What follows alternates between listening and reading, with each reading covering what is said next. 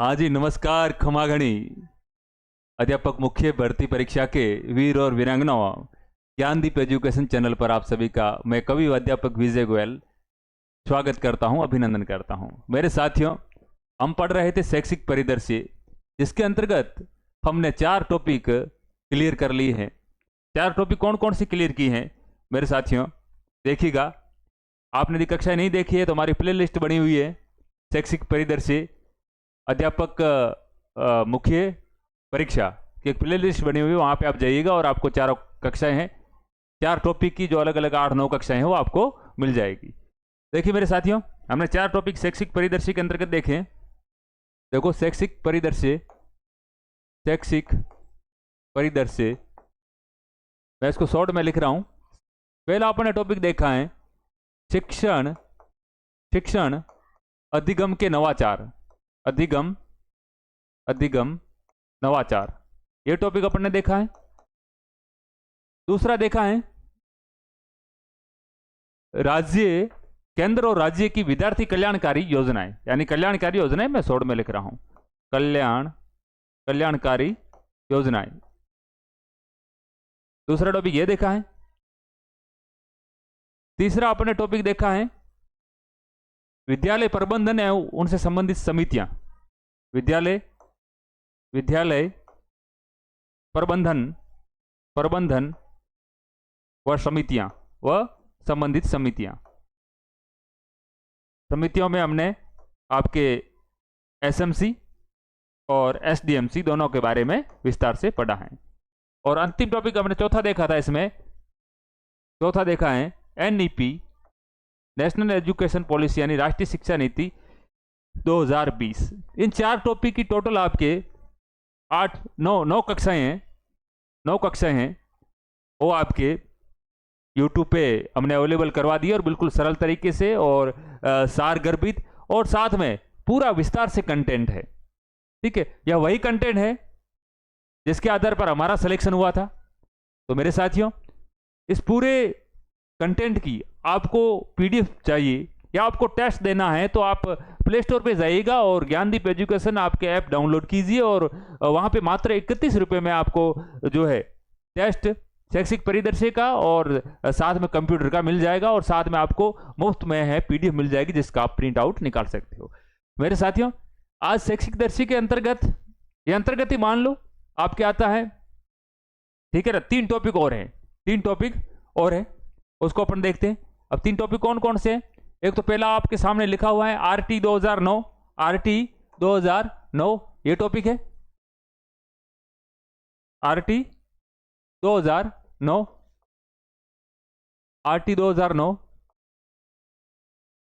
ठीक है, इसका हम विस्तार से पढ़ेंगे।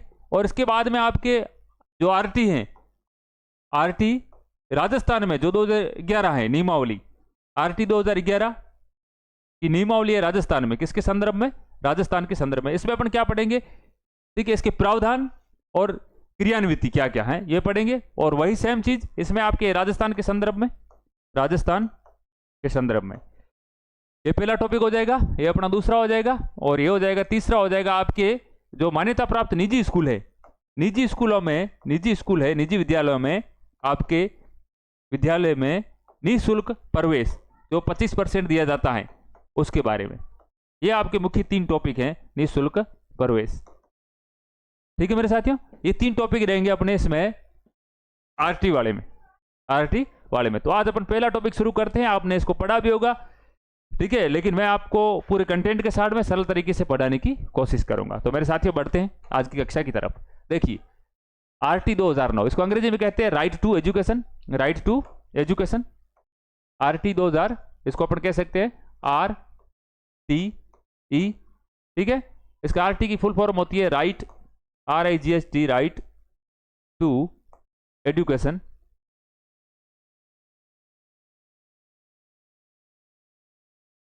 ठीक है मेरे साथियों, आपको यह भी ध्यान रखना, और इसका विशेष तौर से हिंदी नाम क्या है, ये परीक्षा में 1-2 बार पूछा भी गया है।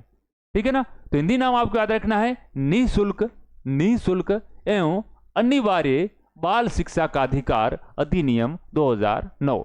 निःशुल्क, देखो 2 शब्द, एक निःशुल्क शब्द है और एक अनिवार्य और बाल शिक्षा का अधिकार अधिनियम 2009। आपको ध्यान रखना है निःशुल्क और अनिवार्य। देखिए देख लेते दोनों के बारे में। निःशुल्क, कोई बालक किसी भी प्रकार के ऐसे शुल्क या भुगतान का उत्तरदायी नहीं होगा जो उसे प्रारंभिक शिक्षा पूरी करने से रोकता है। प्रारंभिक शिक्षा का मतलब हो गया आपके 6 से लेकर 14 वर्ष, 6 से 14 वर्ष, ठीक है।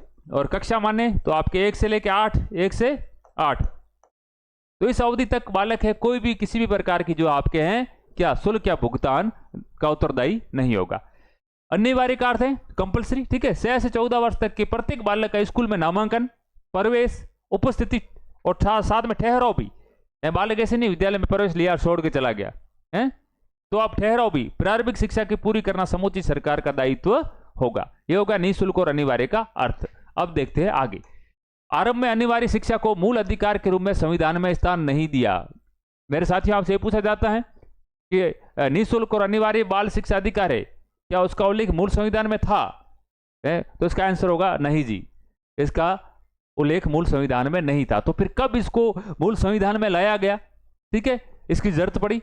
देखिए आरंभ में नहीं था, लेकिन बाद में देखो ये भी आपको ध्यान में रखना है। एक नाम आ रहा है क्या, बाद में मोहिनी जैन एक मामला था चला, ठीक है। मोहिनी जैन और कर्नाटक राज्य, मोहिनी जैन बनाम कर्नाटक राज्य, बनाम कर्नाटक राज्य मामले में सर्वोच्च न्यायालय ने, आपके सुप्रीम कोर्ट ने इससे अनुच्छेद 21 के अंतर्गत मूल अधिकार में शामिल किया, ठीक है ना। 21 के अंतर्गत कौन सा अनुच्छेद? अनुच्छेद आता है आपके 21 शिक्षा के अधिकार को मौलिक अधिकार का दर्जा अब कौन से संविधान संशोधन द्वारा? आपके 86वां संविधान संशोधन 86वां, ठीक है ना, 86वां। ये कब हुआ संविधान संशोधन? 2002 में, 2002 में संशोधन किया जाता है। और आपके जो अनुच्छेद 21 में है निःशुल्क और अनिवार्य बाल शिक्षा के अधिकार को मूल अधिकार के रूप में दर्जा दिया जाता है। इससे पहले मूल अधिकार के रूप में दर्जा नहीं था। शिक्षा के अधिकार से संबंधित अनुच्छेद 21 का, और विशेष तौर से 21 का को आपको ध्यान में रखना है। देखिए अनुच्छेद 21 का में क्या कहा गया है कि 6 से लेकर 14 वर्ष के आयु वर्ग के लिए अनिवार्य शिक्षा का प्रावधान किया गया है। आयु वर्ग पूछा जा सकता है मेरे साथियों, 6 से लेकर 14 वर्ष। और आपके दोनों चीज ध्यान रखनी है, आरटी में तो है RTE 6 से 14 वर्ष के बालकों की शिक्षा की बात करता है, 6 से 14 वर्ष। लेकिन NEP 2020 है, वो आपके बात करता है 6 से लेके 18 वर्ष के बालकों की शिक्षा की बात करता है। दोनों चीजें आपको रिफ्रेश ध्यान रखना है। आगे बढ़िएगा। अब देखिए आरटी कालक्रम, इसको राज्यसभा में कब पेश किया गया, लोकसभा में कब पेश किया गया, ठीक है। देखिए और राष्ट्रपति के हस्ताक्षर कब हुए, देखिए मेरे साथियों आपको पूरा विवरण में बता देता हूं। देखिए आरटी 2009, इसको राज्यसभा में सबसे पहले पारित किया गया है। पारित कोई भी कर सकता भाई है, पहले लोकसभा में आएगा तो लोकसभा पारित करेगा और बाद में राज्यसभा में होगा। यहाँ पहले राज्यसभा में लाया गया इस आपके एक्ट को, ठीक है। तो राज्यसभा में पारित होता है जी 20 जुलाई 2009 को। कब होता है? राज्यसभा में 20 जुलाई 2009 को पारित होता है, ठीक है। फिर देखिए 20 जुलाई के कुछ दिन बाद में, यानी 14-15 दिन बाद में आपके कब 4 अगस्त 2009 को ये लोकसभा में पारित होता है, ठीक है। आप ऐसे इसका मोटा मोटा ध्यान रखोगे कि 20 जुलाई के आपके लगभग 15 दिन बाद में, ठीक है ना, कहां लोकसभा में पारित होता है। फिर आप ध्यान रखिए आगे 4 अगस्त आ गया, फिर आप देख लो इसके 21-22 दिन बाद में, ठीक है, 26 अगस्त और 2009 को कौन हस्ताक्षर करते हैं इस पर? राष्ट्रपति हस्ताक्षर करते हैं, ठीक है। 4 डेट आपको ध्यान रखनी है। 20 जुलाई 2009 को कहां? राज्यसभा में पारित, ठीक है। और 4 अगस्त आपके 2009 को लोकसभा में पारित। फिर उसके 22 दिन बाद में 26 अगस्त 2009 को राष्ट्रपति के द्वारा हस्ताक्षर किए जाते हैं, ठीक है। और यह एक्ट, ठीक है, 1 अप्रैल 2010 से, ठीक है, लागू होता है। 1 अप्रैल 2010 से लागू होता है। लेकिन आपसे पूछ ले ये राजस्थान में कब लागू होता है, तो इसकी डेट अलग है भाई। राजस्थान में इसकी डेट 1 अप्रैल 2011 हो जाएगी, 1 अप्रैल 2011 हो जाएगी। अब इसका गजट में प्रकाशन होता है आपके 27 अगस्त 2009 को। 27 अगस्त, देखो ये भी डेट आप साथ में याद रखो। तो गजट में ये पूछा नहीं गया सवाल, लेकिन पूछा जा सकता है, ठीक है ना, मोस्ट बनना है। हाँ देखिए 4 अगस्त। अब दोनों एक बार डेट देख, राज्यसभा में कब पारित हो भाई? राज्यसभा में आर लिख देता हूं 20 जुलाई 2009, ठीक है। लोकसभा में कब पारित हुआ है? मैंने आपसे बात की है इसके आपके कितने दिन बाद में, लगभग 15 दिन बाद में, यानी 4 अगस्त 4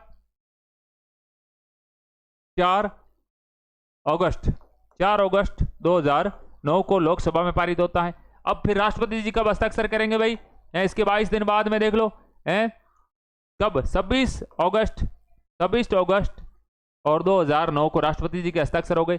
गजट में जी लिख रहा हूं, गजट में कब प्रकाशित हुआ? गजट में एक दिन बाद में जस्ट 27 अगस्त 2009 को गजट में प्रकाशित होता है जी, ठीक है। और लागू कब होता है भाई? लागू हो गया आपके 1 अप्रैल 2010, 1 अप्रैल 2010 से लागू होता है। 5 डेट आपको इस आरटी 2009 से संबंधित ध्यान में रखनी है। आगे बढ़ते हैं जी, आगे बढ़िएगा। अब देखो, ये आरटी 2009 1 अप्रैल 2000 से लागू हुआ, लेकिन राजस्थान में कब लागू हुआ? 1 अप्रैल 2011 से, 1 अप्रैल 2011 से लागू होता है जी। दोनों डेट आपको ध्यान रखनी है। शिक्षा के अधिकार को लागू करने वाला भारत कितने नंबर का आप राष्ट्र है? भारत आपके कौन सा देश है? 135वां देश है। इससे पहले 134 देशों में शिक्षा का अधिकार लागू हो चुका था। वर्तमान में आरटी 2009 में कुल अध्याय और धाराएं कितनी है? आपको ध्यान रखनी है। अनुसूचियां कितनी है? तो 7 अध्याय।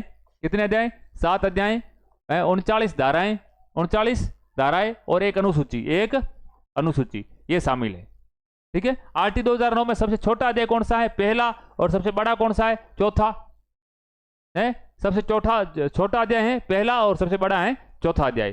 गोपाल कृष्ण गोखले को शिक्षा के अधिकार का जन्मदाता भी कहा जाता है। उन्हें भारत में शिक्षा के अधिकार की पहल की थी। किसने पहल की थी भाई?